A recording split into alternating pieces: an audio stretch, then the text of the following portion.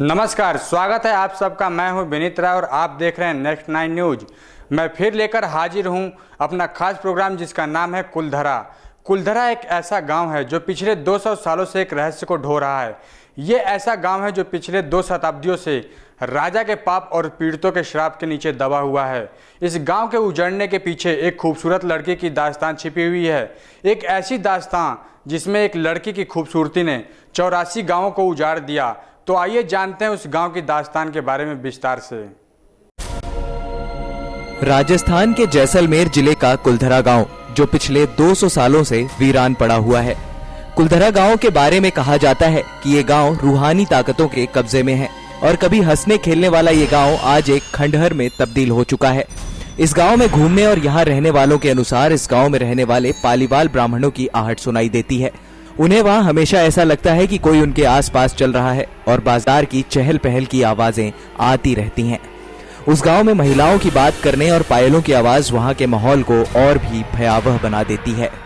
प्रशासन ने इस गांव के सरहद पर एक फाटक लगवाया है जिसके पार टूरिस्ट घूमने आते रहते हैं, लेकिन रात होते ही इस फाटक को पार करने की कोई हिम्मत नहीं करता। कुलधरा गांव जैसलमेर से लगभग 18 किलोमीटर की दूरी पर स्थित है। पालीवाल ब्राह्मण समुदाय के इस इलाके में 84 गांव थे और ये उनमें से एक था। कुलधरा के रईस और मेहनती पालीवाल समुदाय 1921 में तकरीबन 600 घरों को इस गांव में बसाया था। कुलधरा गांव को पूरे तरीके से वैज्ञानिक तौर पर बनाया गया था क्योंकि इस गांव की ऐसी बनावट थी कि इस गांव में कभी गर्मी का एहसास नहीं होता था। इस गांव में घर ऐसे बनाए गए थे कि चलने वाली हवाएं सीधे घर के भीतर से होकर गुजरती थीं। इस गांव के ये घर रेगिस्तान में भी ठंडक का एहसास देते थे। अगर आप भी इस गांव में जाएंगे तो अभी भी भरी गर्मी में वीरान पड़े इस गांव में आपको शीतलता का अनुभव होगा। इस गांव में सभी घर आपस में एक दूसरे से जुड़े हुए थे, जिसके चलते लोग अपनी बात आसानी से एक दूसरे तक पहुंचा सकते थे। पालीवाल ब्राह्मण अपने कौशल और अटूट मेहनत के होते हुए भी इन्होंने धरती पर सोना उगाया था।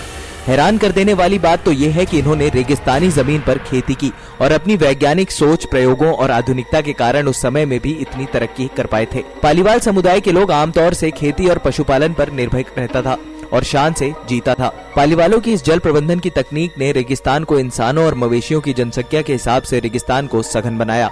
इनकी तकनीक ऐसी थी कि बारिश का पानी रेत में कम होने नहीं देता था और बल्कि एक खास गहराई में जमा हो जाता था।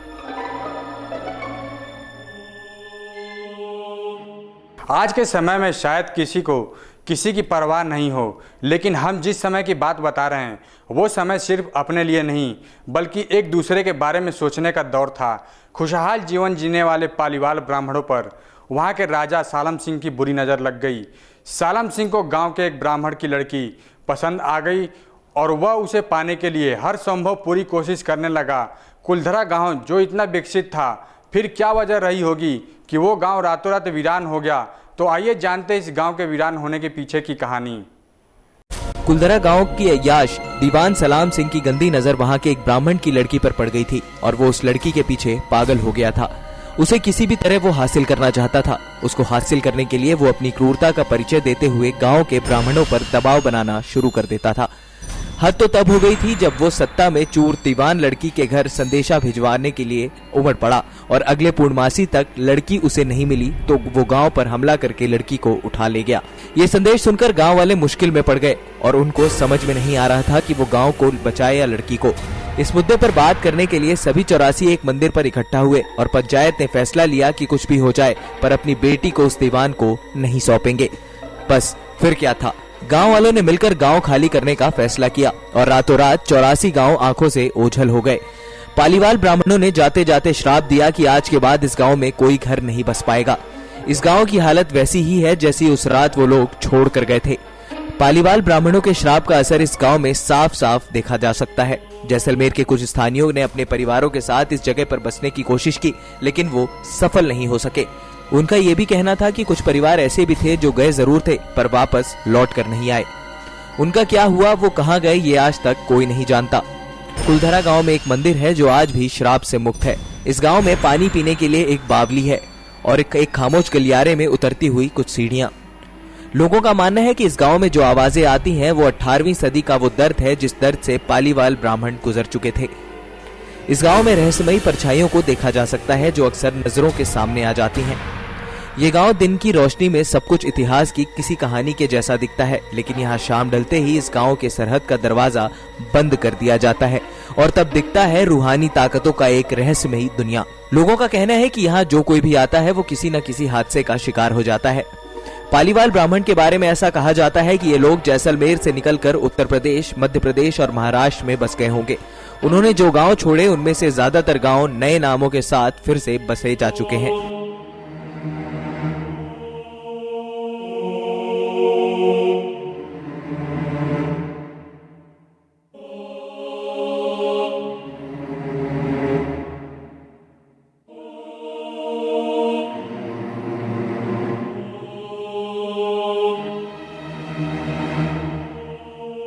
दो दशक पहले राजस्थान सरकार ने कुलधरा गांव को अपने अधिकार में ले लिया। ये तब हुआ जब 3 विदेशी सैलानी घूमने के बहाने कुलधरा में छुपे हुए खजाने की खोज करते हुए पकड़े गए थे। भारतीय पुरातत्व विभाग ने इस स्थान को एक संरक्षित स्मारक घोषित किया हुआ है। राजस्थान पुरातत्व विभाग से मिलकर एक गैर सरकारी संस्थान जैसलमेर कुलधरा की देखरेख करते हैं। तो आइए जानते हैं कुलधरा गाँव में छुपे हुए खजाने के बारे में। विदेशी सैलानी कुलधरा में छुपे हुए खजाने की चाह में आते हैं तो उनको दबा हुआ खजाना मिल जाए। इतिहासकारों के अनुसार पालीवाल ब्राह्मणों ने सोना, चांदी और हीरे मोती भारी मात्रा में अपनी संपत्ति जमीन के अंदर दबा रखी थी। यही कारण है कि यहाँ जो कोई भी घूमने आता है वो जगह जगह खजाने के लालच में खुदाई करने लग जाता है कि शायद वो सोना उनके हाथ में लग जाए। आज ये भी गाँव जगह जगह से खोदा हुआ मिलता है। दिल्ली से गई भूत प्रेत तथा आत्माओं पर रिसर्च करने वाली एक टीम ने कुलधरा गांव में रात बिताई और टीम ने भी माना कि यहाँ कुछ न कुछ असामान्य जरूर है। टीम के एक सदस्य ने बताया कि रिसर्च के दौरान उसे ऐसा महसूस हुआ कि किसी ने उसके कंधे पर हाथ रखा हुआ है और जब उसने मुड़कर देखा तो कोई भी मौजूद नहीं था। पैरानॉर्मल सोसाइटी के सदस्यों ने बताया कि उनके पास एक डिवाइस है और उसका नाम घोस्ट बॉक्स है, जिससे वो आत्माओं से सवाल पूछते हैं और उन्होंने कुलधरा गांव में भी वैसा ही किया, जहां उनको कुछ आवाजें तो आई और कहीं पर तो आत्माओं ने अपने नाम भी बताए। कुलधरा गांव में जो टीम गई थी, जब वो वापस आकर लौटी तो उन गाड़ियों पर बच्चों के हाथ के निशान पड़े हुए थे। कुलधरा गांव में 600 से अधिक घरों के अवशेष, 1 दर्जन कुएं, 1 तालाब, 1 मंदिर, 1 बावली और आधा दर्जन छतरियां हैं। घरों के अंदर पालीवाल ब्राह्मणों ने तहखाने बनाए हुए हैं, जिसमें वो संभवतः अपने आभूषण, नकदी और कीमती सामान रखते होंगे।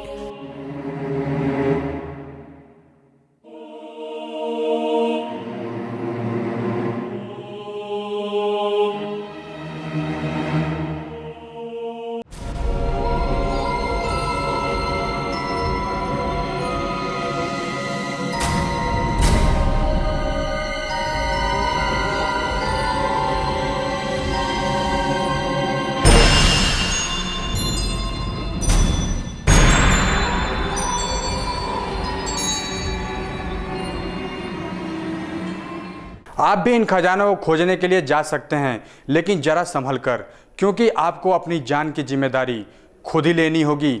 आज पालीवाल ब्राह्मण तो इस गांव में नहीं हैं, लेकिन ये गांव का नज़ारा उनके स्वाभिमान की कहानी आज भी गा रहा है। वहाँ जो कोई भी खजाना खोजने गया है वो वापस नहीं आया है और ये काम तो खुद सरकार भी नहीं कर पा रही है। ये सवाल उठता है कि क्या कोई अपनी बेटी के लिए इतना बड़ा बलिदान दे सकता है? इतिहास को ये बलिदान याद रखना होगा और उनके आत्मसम्मान की वापसी के लिए भी प्रयास करने होंगे। तो दोस्तों, हम फिर हाजिर होंगे अपने अगले प्रोग्राम में कुछ ऐसे ही रोचक रहस्यों के साथ। तब तक के लिए देखते रहिए नेक्स्ट 9 न्यूज़। अब हमें इजाज़त दीजिए। नमस्कार।